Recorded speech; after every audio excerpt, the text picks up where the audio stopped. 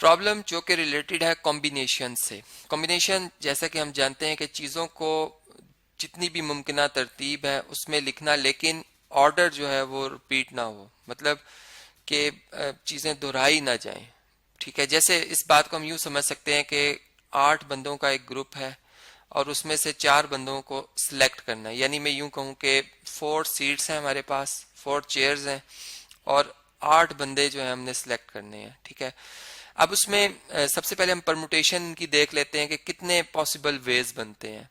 ठीक है, यानी देखें फर्स्ट चेयर पे फर्ज कर लें इन 8 में से कोई भी एक बैठ सकता है, इसलिए हम कहेंगे कि यहाँ पर 8 ऑप्शन हमारे पास अवेलेबल है। लेकिन जब इन 8 में से एक बंदा सिलेक्ट हो जाएगा तो सेकंड जो सीट है उस पे अब जो ऑप्शन रहेगी बंदों के बैठने की वो 7 बंदों की रहेगी। तो देखें यहाँ पर जो परमुटेशन बनी सिर्फ इन इस तरह से देखा जाए कि एक पर्सन को फिक्स कर दें और इधर 7 में वेरिएशन लाए सेकंड चेयर पे, तो 7 वे बनते हैं, 7 वेज बनते हैं। और अगर 8 हो तो फिर ये 8 टाइम्स 7 56 वेज सिनेरियो बन रहे हैं। ठीक है, अब इन 56 सिनेरियो में से हर एक सिनेरियो से मजीद 6 न्यू सिनेरियोज इसलिए बन रहे हैं क्योंकि अब जो चेयर नंबर 3 उसमें भी जो रिमेनिंग 6 पर्सन है उनमें से कोई एक पर्सन सिलेक्ट हो सकता है।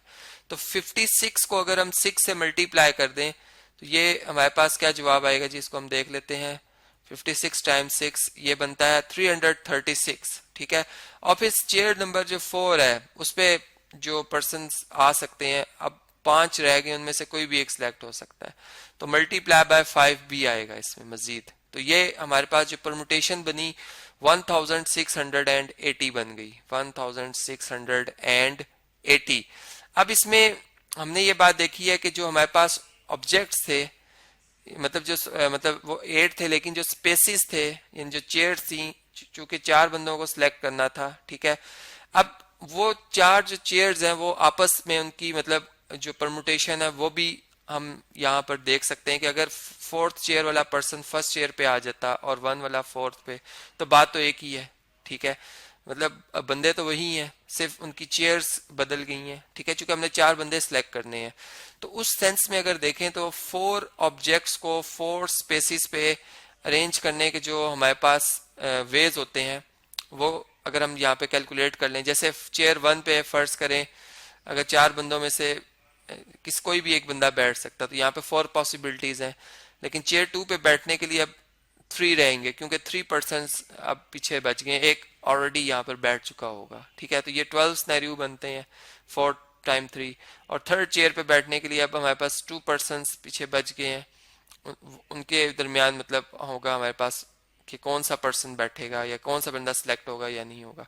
और फिर लास्ट चेयर पर एक ही बंदा सिलेक्ट होगा क्योंकि एक ही बंदा रह गया। तो ये टोटल हमारे पास 24 बना। तो हम इस नंबर को अगर 24 से डिवाइड कर लें, 24 से डिवाइड कर लें तो हमें जो 70 मतलब आप समझ लें कि वेज से, या 70 जो आप समझ लें कि ग्रुप्स बन सकते हैं, मुख्तलिफ ग्रुप्स बन सकते हैं जो कि 4-4 पर्सन के होंगे और उनमें से कोई एक ग्रुप जो है वो सिलेक्ट होगा। ठीक है, तो यहाँ पर इस क्वेश्चन का आंसर हमें यहाँ से इस तरह से पता चल गया। अब अगर इसे बाय फार्मूला सॉल्व करते तो हम इसमें कॉम्बिनेशन का कंसेप्ट यूज करते, क्योंकि इसमें 8 ऑब्जेक्ट्स हैं और 4 स्पेसिस हैं, यानी 4 की पर्संस की कमेटी बननी है।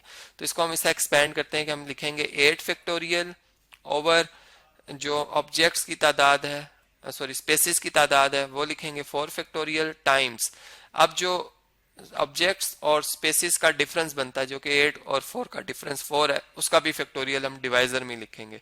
तो अगर हम इसे कैलकुलेटर से डायरेक्ट कैलकुलेट करें तो ये भी आप देख सकते हैं कि हमारे पास 8 फैक्टोरियल ये नंबर आता है 40,320 डिवाइडेड बाय 4 फैक्टोरियल जो 24 होता है, और अगेन इसको फिर 4 फैक्टोरियल से डिवाइड किया जाए तो ये 70 ही आंसर आता है। तो इस तरीके से हम ये प्रॉब्लम जो कि कॉम्बिनेशन से रिलेटेड है वो सॉल्व कर सकते हैं।